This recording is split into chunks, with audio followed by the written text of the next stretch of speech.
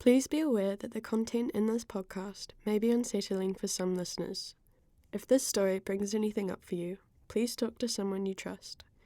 You can also free call or text 1737 to connect with a trained counsellor day or night.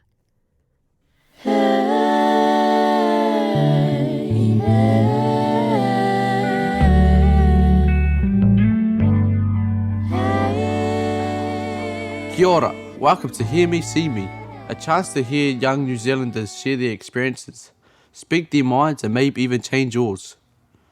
I'd like to introduce you to Gala, whose passion for sport helped her with her challenges of ADHD.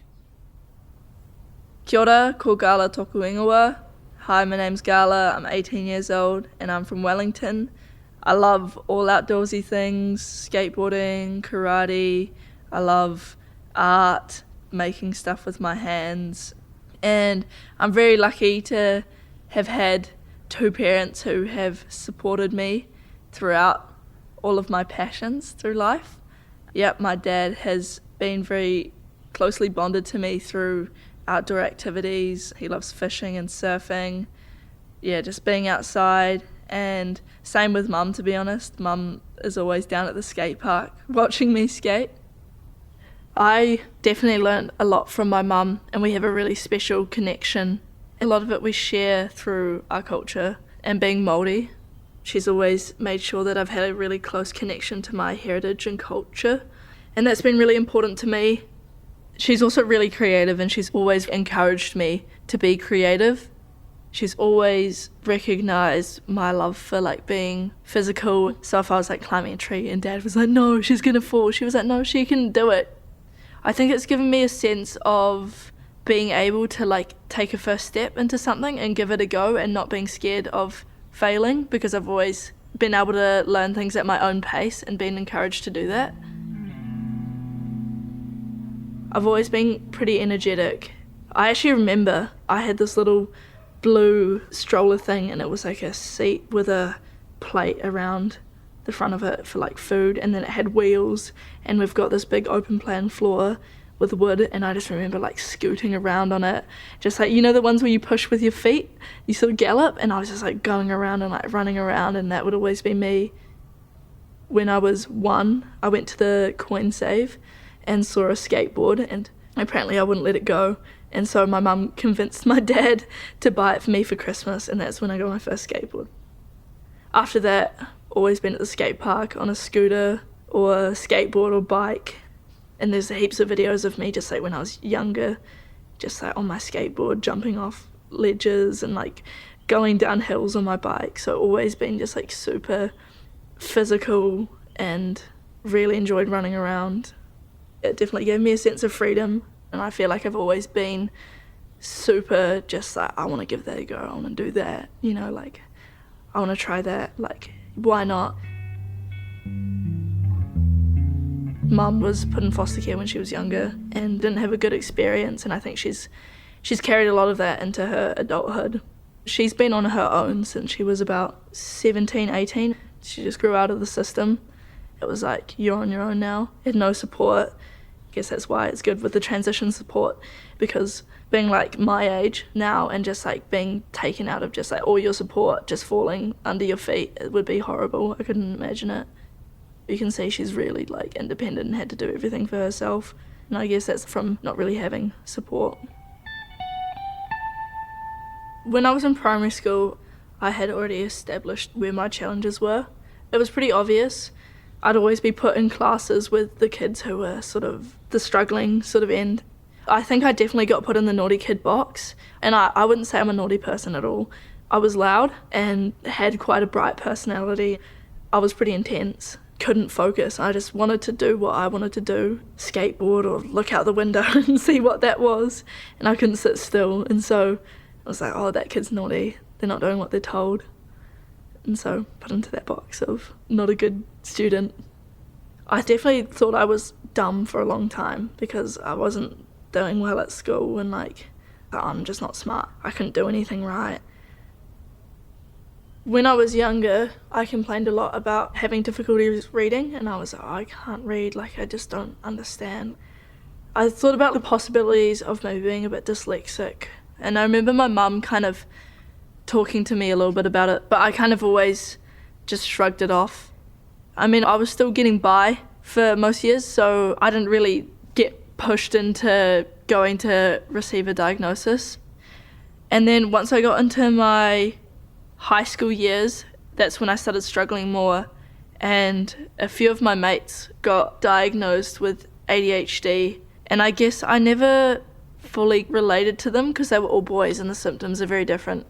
So it went unnoticed for a long time because I was only diagnosed when I was 17. It wasn't like I particularly cared because I knew that I did have other things that I enjoyed. I mean, I did have a lot of fun at school, hung out with friends and I could skate there. But when it came down to academic side of things, it was already in my head that that wasn't my thing, and that was okay because I had other things I could do, which was karate and skateboarding, and so that's what I did and that's what I focused on.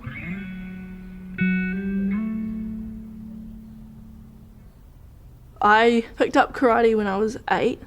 I guess as soon as I did it, I just was like, this is so cool, and just like you're using your whole body, and it had my attention. I just had this focus for it.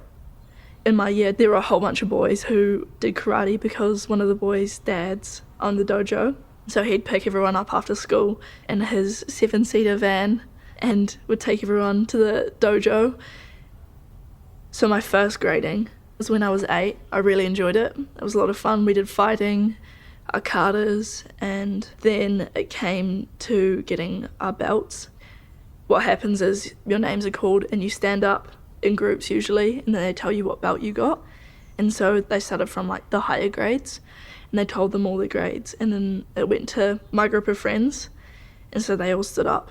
They went to their orange belts. I was like, oh my goodness, I didn't pass, like I haven't done anything, like, you know. And then he got me to stand up with a group of kids who were already orange belts and graded me to my blue belt, so I skipped a couple belts. And I think that really just made me like, oh, I can do this. Yeah, I just remember being super excited about it. I was probably running around everywhere, super happy. Then I just went up the grades as you normally do. When I was about year 8 to year 9, that's when I trained really, really hard. So I became a candidate for my black belt. And you take like a good 6 months to train for that one. So we did things like the hell test, that's what we call it, which is where you go and stay the night at the dojo and you train, and then you get woken up at 5 in the morning and you go for a run, and then you do more training. It's like a sort of weekend thing. And then it became after school every day for 4 hours. I'd do all the classes, so there were about 4 classes. At this point I was at high school. I was year 9, so I'd walk from school, go to the dojo, train for 4 hours, and then they do this routine that you have to build for your black belt, which is a self-defense routine. So they give you a list of a whole bunch of techniques and you have to incorporate it into a routine. It had all my attention, all my energy, and then I did my black belt grading at the end of my year 9, and it was going pretty well. We had the news there. That was because I was the youngest female in New Zealand to be getting her black belt. Towards the end of my grading, we do tamashiwari, which is breaking blocks. So we were breaking wood, and I broke my first piece, that was elbow, and then I came up to the second one. I lined it up and we were punching it, so just knuckles onto the wood, and as I was punching it, I leant back a bit, and so I ended up punching with my 2 last, you meant to punch with your 2 front knuckles, and I ended up falling back a bit, and so I punched with my 2 last ones and ended up breaking my hand. At that point, we still had sparring to go, and I just remember looking at it, and I was like, oh, that's not good.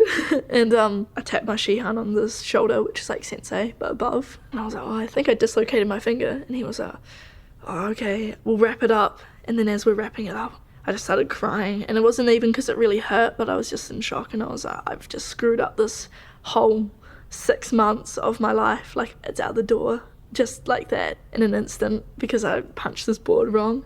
And he was like, oh, you can opt out, you've done enough, you've got your black belt. And I guess like Kyokushin is that's the style of karate I do, Kyokushin, and it's very like full contact, and you know, the karate way is just like you're not gonna pull out of your grading, and I was like, I can't do that. And so I kept on going and did all my fights with one hand. So I was just punching with that one hand, and I was tired, so I was just doing little kicks. And that was a lot. That was pretty intense. Finally, at the end of the day, I got my black belt, and that was really emotional. Just like, I was so exhausted and just was so overwhelmed and so excited and just like happy that I'd gotten it. And then it was off to A&E after that. They had to reset my finger and then cast me up. And I went back home and we all celebrated. That was my junior black belt. Since I was only 13, you have to be 16 to be eligible for an adult one. And so after that, I did some teaching for a bit. I think having that responsibility at that age was something really good for me. Any kid would kind of benefit off that, and being able to work with those little kids definitely allowed me to show my appreciation to the dojo. It just kept me really involved since I was at that period where I had to wait another 3 years to actually do my senior black belt. And it was also something I really enjoyed. I felt like I was achieving something.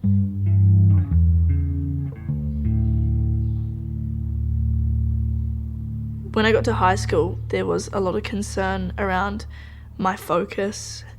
The school thought it was like behavioural problems and all of that, because that year I was just super duper intense and excited about being at high school and just ran around everywhere and just, had a bit of fun.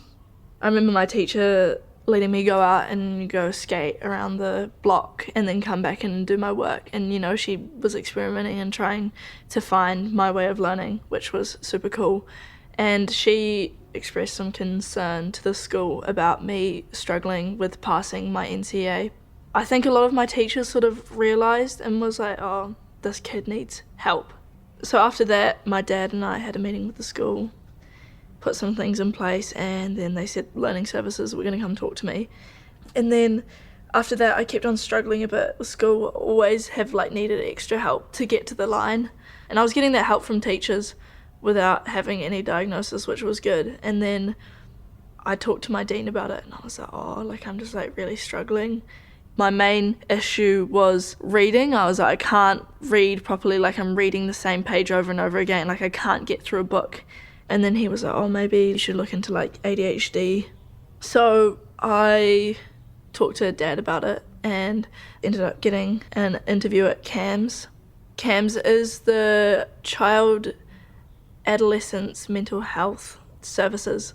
And I'd been there before for some counselling, which was really good. I went in there and just talked about what was happening for me, just sort of said everything. And then a little while later, an email got sent to my dad saying that I did have ADD or ADHD.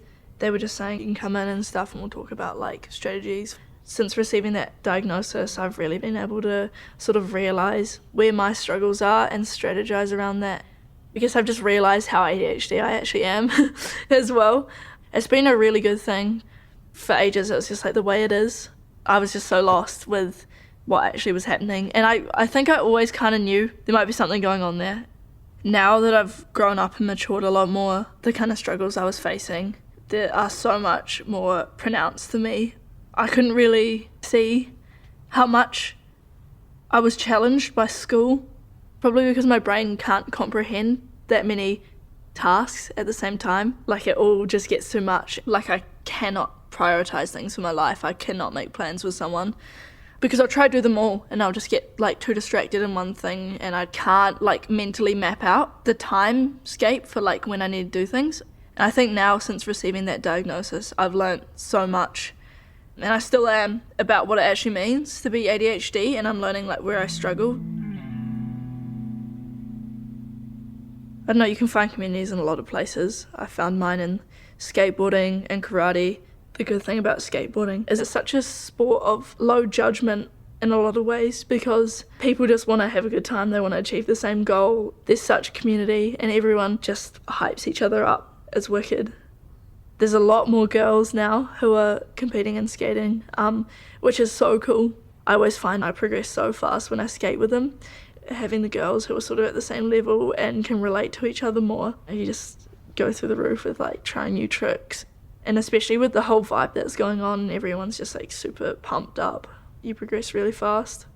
Karate definitely was like a big outlet for me. It's like one of those things when you find something and you become so obsessed with it and you just like want to learn more. It's that thing with ADHD and hyper-focusing. You can just go there and just like zone into what you're doing. And it was a big contrast, I reckon, to high school, just having that place.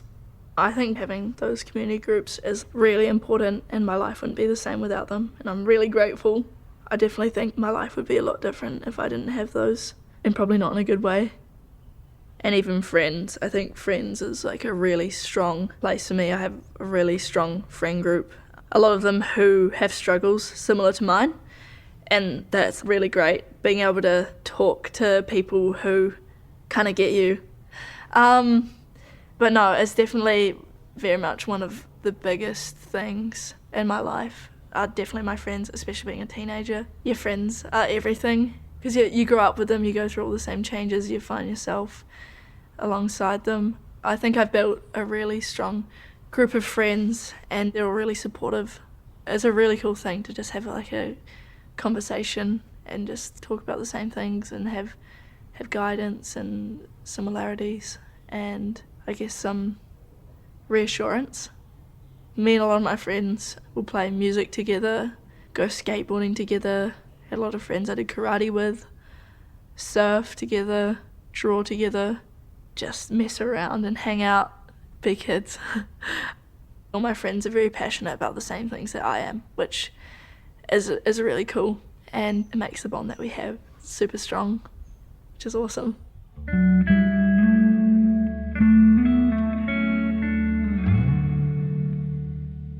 ADHD, I cannot imagine what it's like. I can relate to her struggling at school. I have dyslexia myself. I wouldn't be able to concentrate on my work. Example of how Gala used to get out of her classroom when she needed to have some fresh air and then her teacher would let her go out and have a little skate around and stuff. I reckon that is good for the mind for the youngins especially because, we can't sit in a classroom for like 2 hours straight. Our minds start, just getting distracted, think you want to do something silly in classroom. So therefore, there's always that one person that does something silly in the classroom. So that's wise because you can't sit there for like 2 hours and stuff, So some people do need to have some fresh air time and their own mindset time to themselves and stuff. Gala uses skating as her getaway. It seems like that's what she does in her own free time and her freedom. It must be good for her mindset, going out skating and stuff. Like, she'll go out by herself and then go skate on the ramps and stuff, have some fun and take out all her issues or something like that out on the ramps and stuff, because it is a adrenaline rush thing too, skating, It is talent. I say you got to have talent to skate. So, that is pretty cool. She's talking lots about karate, how it was her goal and stuff, to achieve stuff, to make her feel good and stuff. It is a great outlet to have for young people like that especially.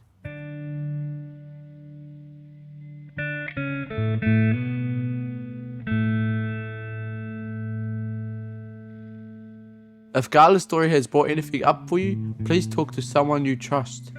You can also free call or text 1737 to connect with a trained counsellor, day or night. Hear Me, See Me is a safe place for young New Zealanders to share their stories. Please encourage others to listen to them. If you have a story you'd like to share, please email kiora@hearmeseeme.nz or search Hear Me See Me NZ on Facebook or Instagram and send us a direct message. To find ways you can support young people and to see what others are doing, go to hearmeseeme.nz. Kia kaha, ka kite anō.